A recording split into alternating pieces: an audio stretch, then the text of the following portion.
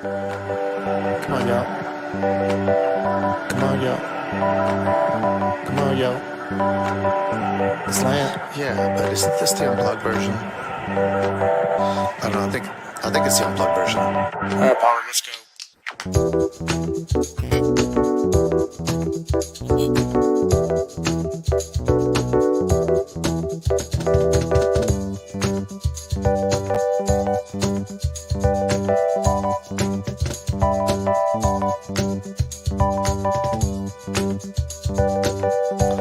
All right, listen, y'all. Just go ahead and let the guest play. Come on, jeez. That's better. Where'd I go?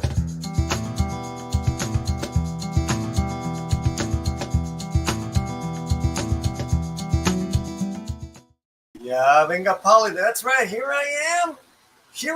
A special post WDW Pro live show here. Little after party. We're going to go 30 minutes max because me and Romy have to get to the American Homeboy movie premiere, which is pretty close by. So I'm already dressed up. I actually am wearing my suit pants and I got my suit jacket outside. But how are you guys? What's going on? Thank you for anyone who was waiting this whole time. We're waiting for WDW Pro to finish that live stream. I think they're just wrapping up. So thank you guys for being here. We're going to talk about just a few different items in regards to Blue Beetle. It's time. A week from now, a little over a week from now, that thing's going to premiere, and then let the chips fall where they may. But we're going to go over some insight with WDW Pro box office predictions, trends, and all that stuff. Right now, though, I'm going to bring in Fletcher Williams. Before I do that, I want to say hello to some great people. Darren. Sin, what's up, Sin? How you doing? Oh, how was that, Demeter? I heard it's kind of boring. Did you like it?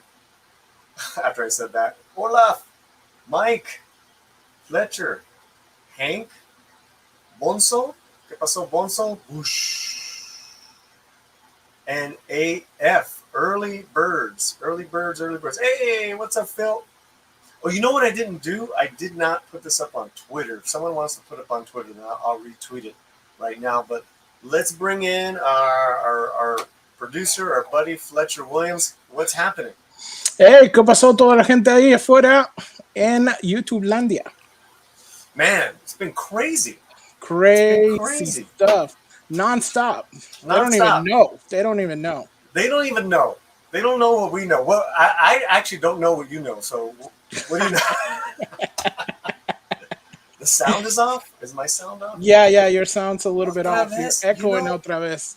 It keeps doing that. Yeah. 1, I don't know. 3. Oh, yeah, there you go. Now you're better. You know what? Maybe it's because I had two different StreamYard streams going. Yes. Yeah, you're probably echoing in OBS. Yeah. So yes, tell us what you know. Oh my gosh, it's just blowing up everywhere. Here's what I know. The Latino Slant in the last 24 hours was on not one, not two, not three. We were mentioning like 3 major publications: Variety, Hollywood Reporter, Deadline Hollywood. So yeah, it's kind of interesting, kind of cool, let's bring that up. 27 Latino organizations unite in support for Blue Beetle during Hollywood strike. That's the cover from Variety. Okay, now I heard about this letter after the fact. Meaning that I didn't know that there was a letter. All I knew is my name was on alphabetical with these other 26 organizations, and some called us advocacy groups. I don't consider us I'm not definitely the Slant is, we celebrate and spotlight. Latino orgs say actors and writers deserve a deal that protects their work and livelihoods amid strike and urges support. That is Which one's this one? That one, Deadline, I think. That's Deadline. Okay, so that was Deadline. And this is Hollywood Reporter. And here is the list. It was alphabetical, 27 businesses, organizations. I don't know what, guys. I had no power over this. I was surprised to see us a part of this. I know several of these groups. Some I highly respect. But the Slant, we do our own thing, which is kind of just, it's cool, but it's like we do our own thing.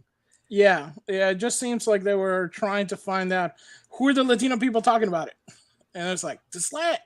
Right. So our friend from Latin Heat Media, Bel Hernandez, put this together, and this was after me and her got together to do our own event, which is happening next week. Right? We're doing an event.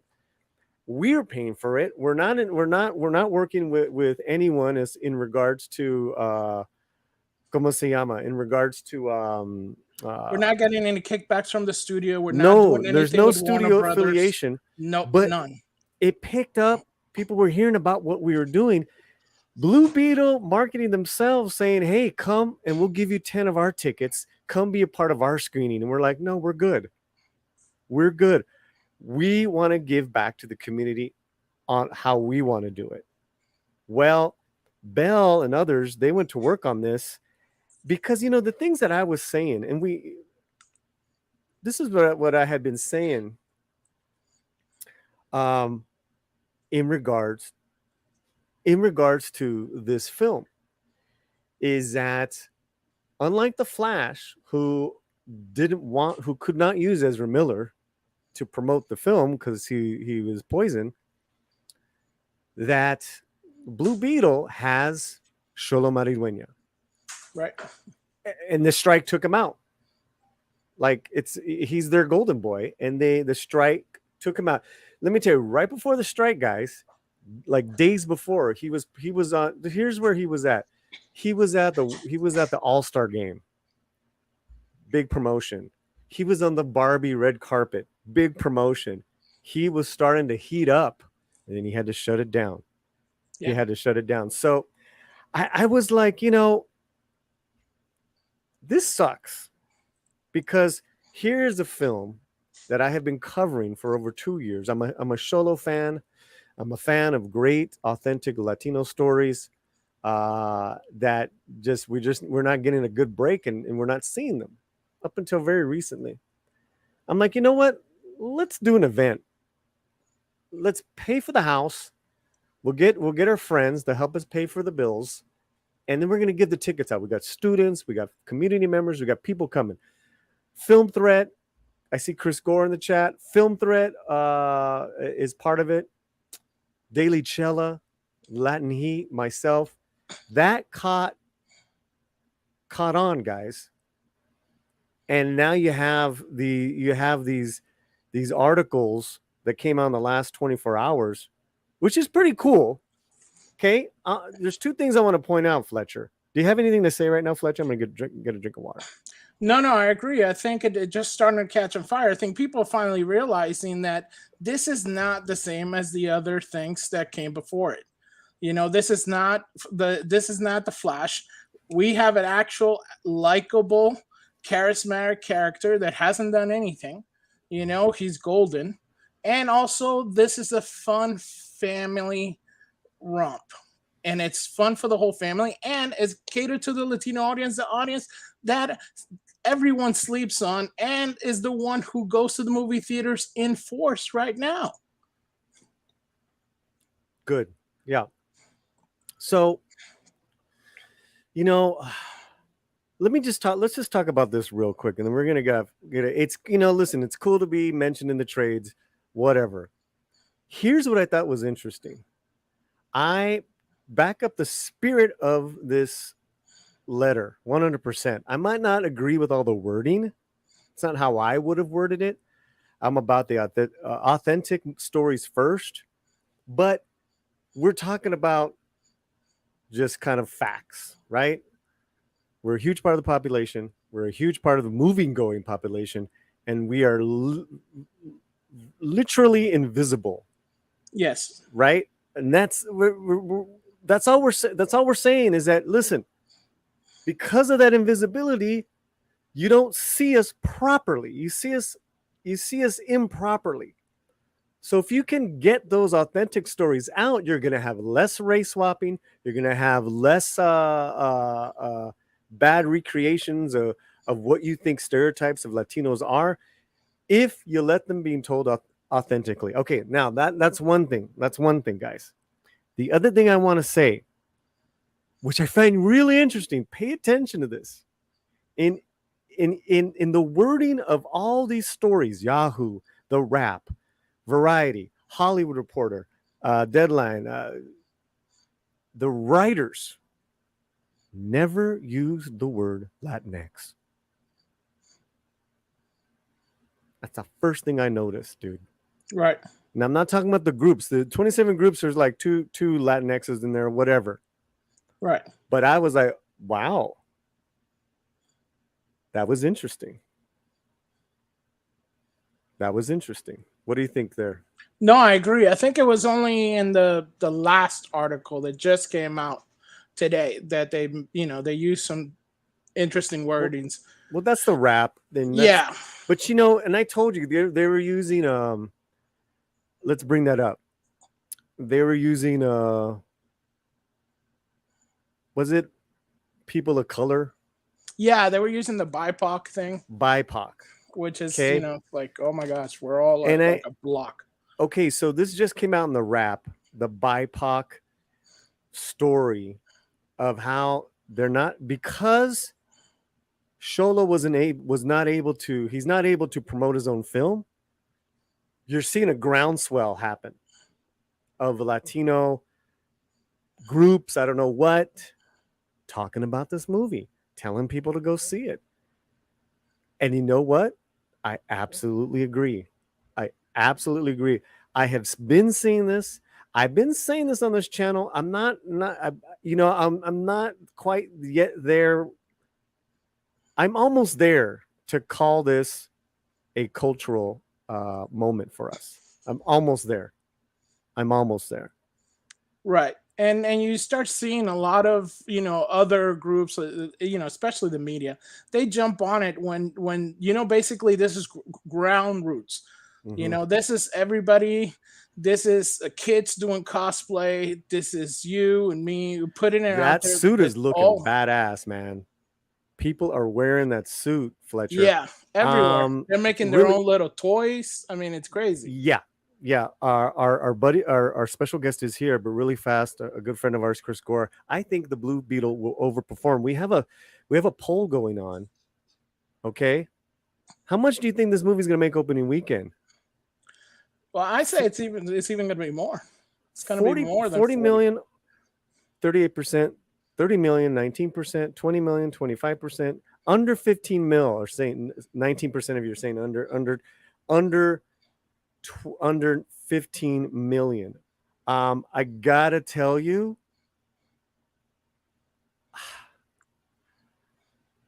I think it's gonna make a shitload of money, guys. Yeah, I think so too. and my sentiment is right on par with Chris Gore, and I'm glad Chris is hanging out. I know he's in Texas listening to us. I appreciate you. But let's bring in. It is officially our WDW Pro after party.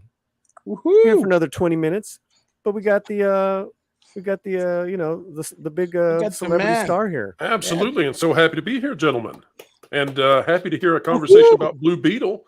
Still not getting the kind of attention that I think that a major movie here at the tail end of summer should be receiving. WD, I know you've had a long day of streaming, so I really appreciate your time for the next couple minutes, brother. And that was an epic stream I was a part of, so thank you. A joy. Yeah. So when we talked, what was it? Maybe a month or two ago, we talked about two movies, Barbie and the Blue Beetle. The BBs, I believe. The BBs. And I had said to you, Barbie's not going to be a sleeper hit. It's expected to be a big hit. We didn't know that it would be this big. if the Beetle is successful on any level, that would be a sleeper hit because nobody is expecting this movie to perform. What are your thoughts? Well, Paulie, let me hop in and just be immediately contentious with you. I'm going to say that Barbie was indeed a sleeper hit because nobody anticipated it being this kind of a hit. And so that's how I'm going to try and justify my earlier position. Barbie at $1 billion, only Tom Connors of Midnight's Edge had any kind of inkling that was going to happen, I believe. And it could potentially, of course, be the biggest movie of the year. It's tracking to do that and defeat Mario. Perhaps Japan will put Mario back out in its market and claim that it's the only way that they can defeat Oppenheimer or Barbenheimer. And then by doing so, surely the Japanese would go out in droves to support the plucky plumber from the Bronx. I believe that's where Mario's originally from. But in terms of Blue Beetle, okay, well, this is a fun one to me. I think that Blue Beetle is probably going to land somewhere around 29 to 32 million. I know that's not much of a leap of faith to say that. However, here's where I think it gets interesting is that I am of the thought here that Blue Beetle probably is going to have incredible legs. I think this film could leg out tremendously well. And so I'm kind of in the reverse situation, but still agreeing with you. I don't think that the first weekend is going to be stellar, but I also think that it's got the chance to just sit there and make money past Labor Day and just continue on. So I'm optimistic about it as well in terms of it outperforming what the expectations are. It's just I think this is going to be a slow and steady burn from Blue Beetle. I think it's going to have constant support from various communities who have every reason to support it. And, we'll see what happens in terms of Warner Brothers and DC and how they perceive this film after it's run. But it's going to be very interesting, as well as seeing how long this can go into the late autumn. What kind of force can it be as we get closer to the Marvels and as we get closer to the Hunger Games prequel, et cetera. Those are going to be standing in the way in terms of how far it can go. But I think this thing is going to do great. Let me bring this up in regards to being in the trades the last 24 hours. 27 Latino organizations unite to support for Blue Beetle during the Hollywood strikes. This is it is one you would think it would be a death blow that you can't use Xolo for the Blue Beetle. It's like, remember we were talking like that's going to be the and that's why, Paulie, I think it's a slow start, but very strong leg out. I think because they're not going to be able to get the publicity out they need to that they typically would. But then I think the support is going to come in from these types of organizations that you're talking about. Well, the Latino Slant is one of these 27 organizations, my friends, and which is this letter that in spirit I support. Not all the wording, but I do support it. But they are on point. There is a growing talk about Blue Beetle from Puerto Rico to Mexico to Brazil. Brazilian theaters are selling out. There's a couple here already in LA that are selling out. Man, I got a feeling, WD, it's gonna overperform. I hope so. Now, I'm with you on that. I mean, I'm hoping for it. Now, let's go to David Ayer, the director of Suicide Squad, Fury, one of my favorite war films. He put this up recently, and Fletcher, help us out here. Let's make this a little bigger. So David said, okay, I have it from a good source. The Blue Beetle movie is very good. I'm hearing great things. Can't wait to see it. We got to show up for this. And he put some photos up. I don't know if this is of his friend, but this is from Mexico screening. Some of you guys might be asking, what does David Ayer have? Ayer. I wanted to say yes. David yesterday said. David yesterday. Probably Ayer, right? Ayer would be the pronunciation. Ayer is, you say it, this is a Spanish word. I'm sorry. I didn't realize I didn't realize it was a Hispanic name. It means David, Ayer. So help us out with this one right here, Fletcher. In his response to Novello. I think it's important. Oh, there it is. Es un compa y le respeto mucho a sus opiniones, tiene buen gusto y siempre me dice la neta. So basically, he's saying he's a good brother or a comrade, and I always like his opinions, and he has very good taste. And he always tells me the truth, basically. Meaning his friend that saw the film. Right. He saw the film, he Okay. liked it. All right. WD, David Ayer has a history of putting in Latino characters in all his films Yes. pretty well. Fury, End of Watch, and of course the Tax Collector, Suicide Squad. He grew up in South LA with the homies. He's got that gringo street cred, just like you. Bueno, muchísimas gracias. Órale. Just like you. What is something like this? What kind of what do they call it? It's not really a tangible asset, but how does something like this, like who would go see this film because David posts this? In your opinion? I definitely think that he is trying to build cachet with the audience and the audiences that are most likely to support it. I also think that him picking out this particular tweet that calls it a symbol of essentially great cinema. What a compliment to receive on that, especially when we're talking about a superhero film, because superhero films as of late have typically been anything but. Even at their best, they have been average. It's not like people went into Guardians of the Galaxy Volume 3, it being a successful superhero film and came out ecstatic. It's like they went in and said, well, it approximated the older Guardians, which they were great, and it's something akin to that, but it's not quite there. If we're calling Blue Beetle great and a symbol of greatness in terms of cinematic experience, well, then I think this thing will have absolutely the run that everyone is hoping that it will, at least those who have any sense about them, because why would you not want a film to do well, especially given what the theaters are about to go through as the strike continues on? So, for heaven's sake, we're all hoping, I assume, that this will do exceedingly well, simply because we're about to be in a famine. And why would you not want to see a great harvest out of this film if a famine is on the way? And certainly a famine is coming in 2024 for entertainment. It's interesting, right? Because you had people saying, "No, he's just shilling," for the movie. If we're being cynical, right? I guess we've gotten there with our superhero movies, which I understand. Here's a point of contention, right? And then we've talked about this ad nauseum. The director was happy that people were upset by Batman being called a fascist. I will not see the movie simply because of his actions.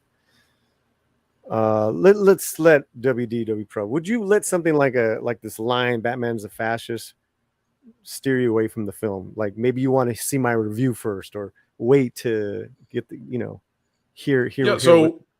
So one of the things that was interesting. Let's go to Indiana Jones: The Dial of Destiny, for example. What we saw to the trailers was that the trailers were quite misleading, honestly, in the way that it presented certain things. Now, that's not to say that Indiana Jones: The Dial of Destiny was good, but it is to say that we should probably wait until the film comes out to judge what sort of the political and ideological statements are within the film. And then once we get that figured out, you don't have to go support it on day one. And if indeed it presents Batman, Bruce Wayne, as being a fascist who is deplorable and worthy of being condemned, then you certainly don't have to go support that. On the other hand, I wouldn't come to that conclusion right off. I would wait until this is presented to the marketplace and then gather together what you think you might be going to watch. And if it's less than this, if it's less than this incendiary claim, then perhaps there's some nuance in what it's saying. And then that might be worthwhile. But, Nephilim, I can't tell you whether or not to support any piece of art. That's up to you, but perhaps hold fire until we actually see what it is that we are taking fire upon. Fletcher, why do you think there is such fire? Well, I think it's because there's been a lot of contention in the media, especially with very vocal groups being the lead of it, that, you know, everybody's got their own soapbox that they want to scream louder from. Sure. And like Sure. you've been saying a lot, it's like, you know, a lot of this thing is art. Art is very subjective, and sometimes you got to look at the art, experience the art to know exactly what the artist is trying to create. And this is where we're running into an issue here, because we've been fed a lot in the media, and like most of the times you feel this was the trailer, so you thought, oh my gosh. Even when I saw the trailer, I'm like, what the heck? We were like, why would you put that in there? Right. And then we were like, I guarantee you that's not mentioned at all throughout the thing. It's just one of these things. Somebody got in there and put this thing out there, and let's clip this part. This is going to really, you know, and it's like nowhere in the movie. Right. And know? Fletch, you make a great point, because somebody in marketing may have put that in the trailer without the full context, and they thought, oh, this will get us lots of you know, attention. And sure enough, you know, in the past, any attention is good attention when it comes to a movie. But in today's environment, with the highly politicized world that we live in, that's not necessarily the case. And so if I had been talking with them over there at marketing, I might have said, you know, I understand why you would want to put this in here. I understand that this will be a source of contention and get people talking. But I'm not sure that the old rules apply in this kind of year and the kind of years we're heading into. Well, we're here with WDW Pro, special little after party. He had a great live stream. Make sure everyone is subscribed to everybody, including Fletcher. He's got a channel. Let's get all the Paul, links. you were a big part of that show being awesome. And I'm looking forward to having Fletcher on. I think we're working on getting that scheduled out to have him come on and give some commentary in an upcoming dedicated video. So just so pleased to be part of your orbit.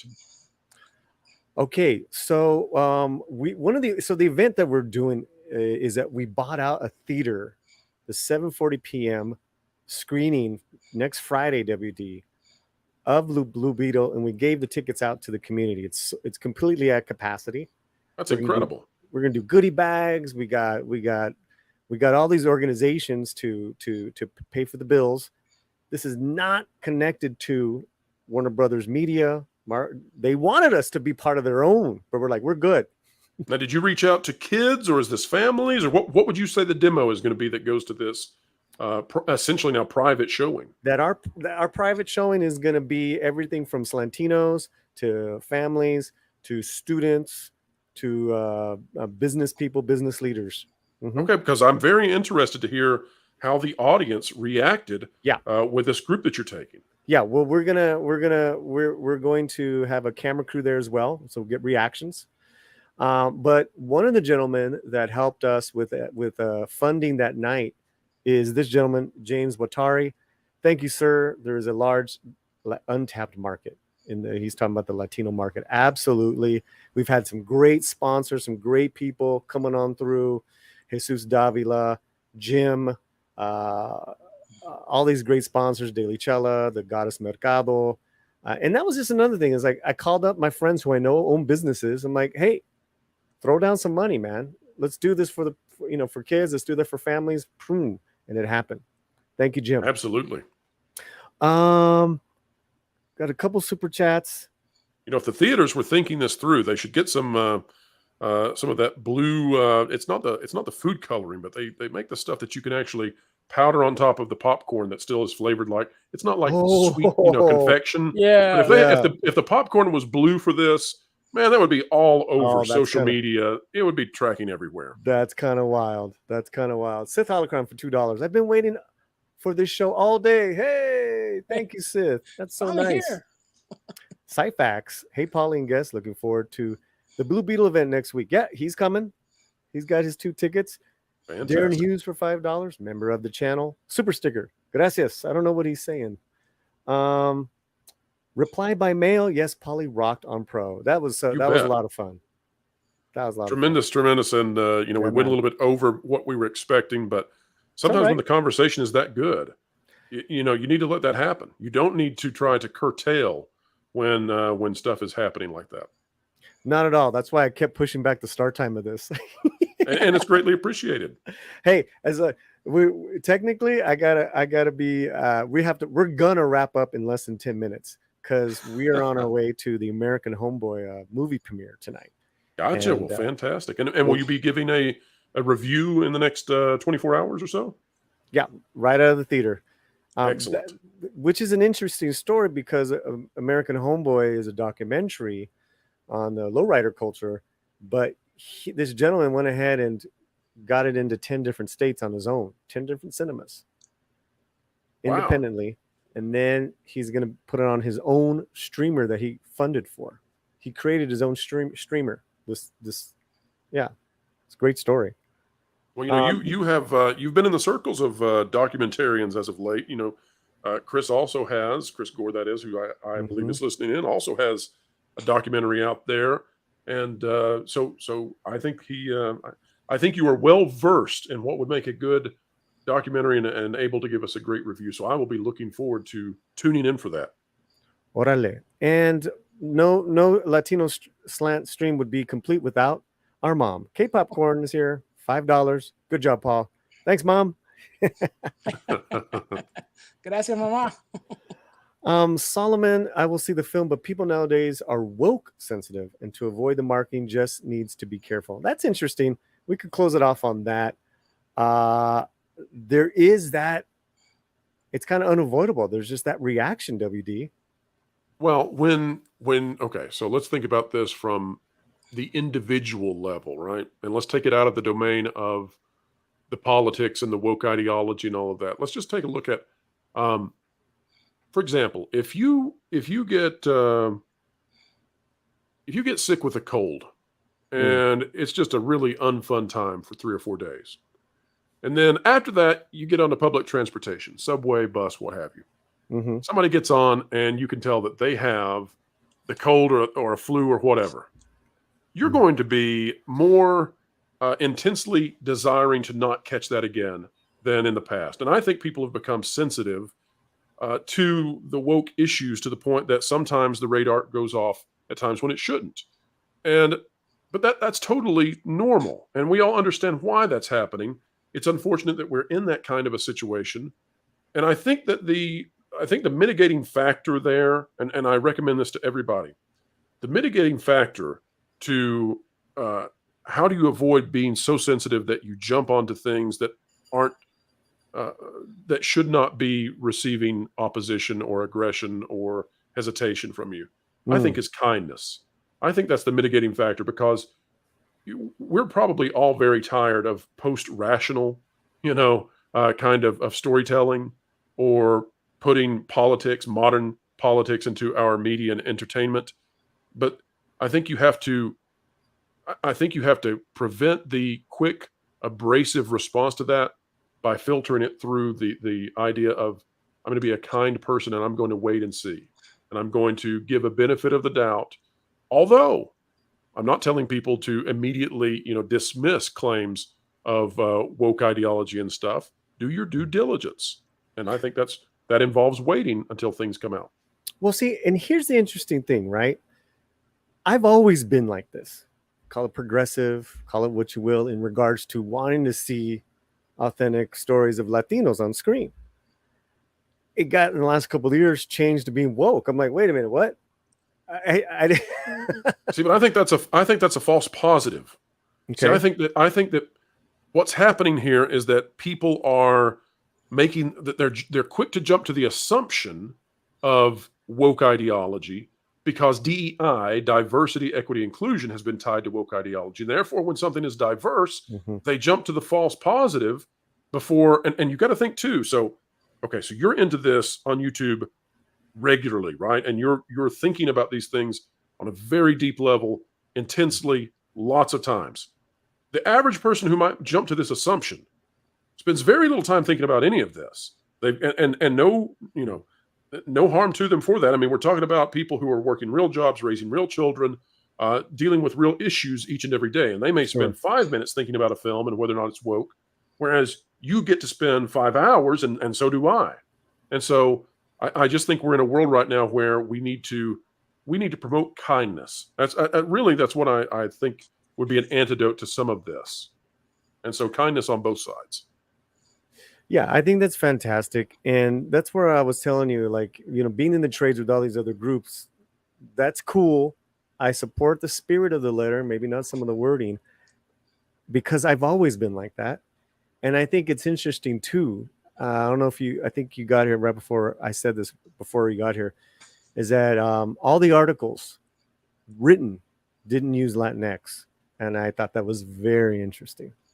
Well, let me get your thought on that, both of your thoughts. So, as someone who can speak Spanish, but does not speak Spanish on the level, of course, of someone who is native born speaking it, it's not my primary language. Mhm. But it seems to me that Latinx would be, I would be offended, I think. And the reason for that is I think that it is a grammatical bastardization, and it's an invasion of the English language, because at the very least, if you had any idea what you were doing with Spanish, you would never suggest that you try to end the gender of the noun with a consonant, right? It breaks the flow and the poetic rhythm of the Romance language that is Spanish. So you would say, well, perhaps we'll end it with an e, right, or an or you would end it with, I can't imagine ending it with an u, but okay, whatever. We're in the world of theory here. But ending it with an x, that is just transplanting some sort of gender studies idea out of an English classroom into a language that you don't understand. Am I off base with that, or does that surmise accurately why Latinx just doesn't work? Go ahead, Fletcher. No, I agree. I think most of the time, some of these terms and stuff like that are not coming from Latinos. So I guess that's the main thing. And, they're coming from a place of you must do this instead of coming from a place, like you said, of humility or like inclusiveness, where you're trying to just present it and then have it become natural or have it become a part of the culture.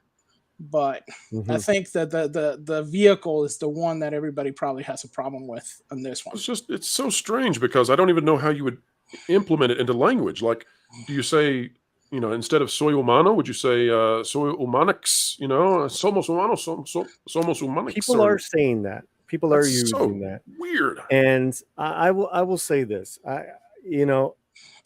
If you want to call yourself Latinx, especially if you're part of the LGBT community, I have some dear family members that are very close, and they use that.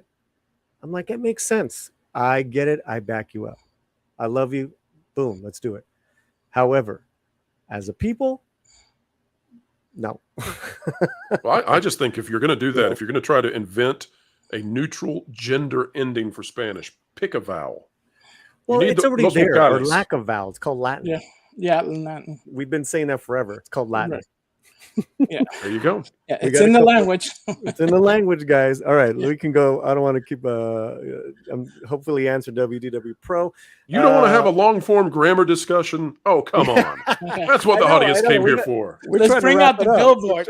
We got to talk about we got to talk about subjunctive form in Spanish. Come on. We'll get you on on the Monday stream, and we'll go at it. The scenario says, "I'll be there with La Familia to see Blue Beetle." Very cool. Rosa Para, me and Romy are gonna go see you. We're gonna see you at the she's going to the premiere. If we're kind and polite, the world will be right. I love that. That's really nice. I like that a lot. Okay, another. James Esparza was listening to WDW Pro Show, just got home from work and tuning in after a long day of listening to WDW and doing a monotonous job. Esparza, we're here for you, brother. Además, James has done a lot of the Latin Slant music and graphics. He's the man. That's right. And monotonous jobs sometimes add up to making the world a better place. So don't denigrate what you're doing if it's worthwhile. Amen. Amen to that. Let's close it up. There's the final vote, guys.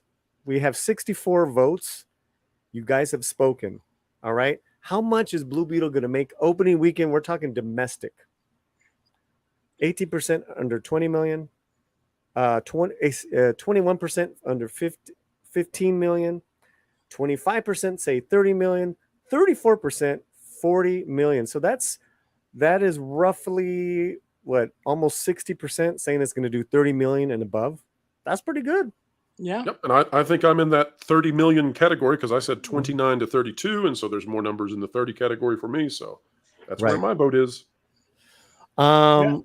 Well, guys, here's let's get a little outro for WD, and I'm gonna let you go, sir, and then I will let you guys know what I'm doing. So WD, take it away, brother. Well, folks, thank you for allowing me to be on the channel, and fantastic time, of course, having Polly over on the Pro Show Live. Pro Show Live is Thursdays, 5 to 7 p.m. Eastern Time, each and every Thursday. Also, we have new content each and every day, 10:30 a.m. Eastern Time and 3:30 p.m. Eastern Time. We also have all kinds of exclusive content available for members of the channel. If you're not a member yet of the WDW Pro channel, remember that it is the price of a soda per month, so don't miss out. And thank you again, Polly, for having me on. Igualmente, al contrario. It's been a pleasure. It's like the WDW Pro Day. That's right. I hope it's been un placer. Okay. Get some rest, sir. I'll hit you up later this week. Gentlemen, Have a good one. talk to you later. Bye, guys. Adios. All right. I want to thank WDW Pro. That was a great day we've had. I'm going to wrap it up. Here's what's going on, guys. We're going right now to the American Homeboy world premiere. I will have an out of the theater review. Then next week, we'll be live Monday. But I'm going to see Blue Beetle early Tuesday night. I'll find out when the embargo is. But as soon as that's lifted, you're going to get my honest review. We'll do reaction, then we'll do a review. How does that sound there, Fletcher? It sounds great. Just want to let everybody know that we're still trying to get to 10K. So please get everybody to subscribe. If you're not subscribed, just double check and share it out so we can get a 10K. We're hoping to get it before the summer's over, right? Yeah. Do me a favor, guys. Double check right now, because we this past, like, I would say, like almost 2 weeks now, YouTube has been really hard on us. Yeah. So double check that right now. But yes, I plan to see the movie 3 times next week. So you said that your review is going to be thorough. bro, I'm like, yeah. I'll see you live next Monday. We're live every Monday. Make sure you guys are subscribed. Thank you, Fletcher Williams. I got to get on out of here. Everyone in the chat, much love. Thank you, guys. Let me get the closing credits. Closing credits coming up for all our members. We will have a membership announcement soon. Come on, y'all. You know, gotta and keep our hoping to members see a lot happy, of the brother. members in the Blue Beetle premiere. We're gonna see a couple. Yep. I know Cynthia's going. Syn's going. Yeah. Who else is going? Said he was going. Syfax is gonna be with us. Yeah. Who else is going? Hasta luego. Hasta Nick. Good to have you here, man. Nick Brune looks new here. Love that. Penny. We love Penny. Awesome one. Olaf. Jonah. JP. Good. Have a good night, everybody. Much love. Much love. I will put up that review up tonight. American Homeboy. So be on the lookout for it. Man, we busy, yo. We busy. I love it. Hasta la pasta, Sanders says. Until next time, James Esparza. Orale. We got to talk, man. Getting so busy here. Yeah. Okay, what do we got? Are we almost done? Yeah. We still got the names rolling. Yeah. We got to play all the names. Play all the names, brother. This week has been the Slant. The slams. Yeah, this is like a nice, it's a quick one. It's a quick one, especially after a Robert Meyer Burnett marathon. Yeah, marathon. Love those marathons. Capitanes, here we go. Absurde Luis, bass player. Eric O'Sullivan, Jake D, Johnny Gonzalez, K-Popcorn, RC from the NYC. Generals. Channel Starface, Georgia Giant Slayer. Deleted Scenes, D.D. Myers Jr., Mexican Iron Man, 6. That 70s rock fan. All right, we're out of here. All right.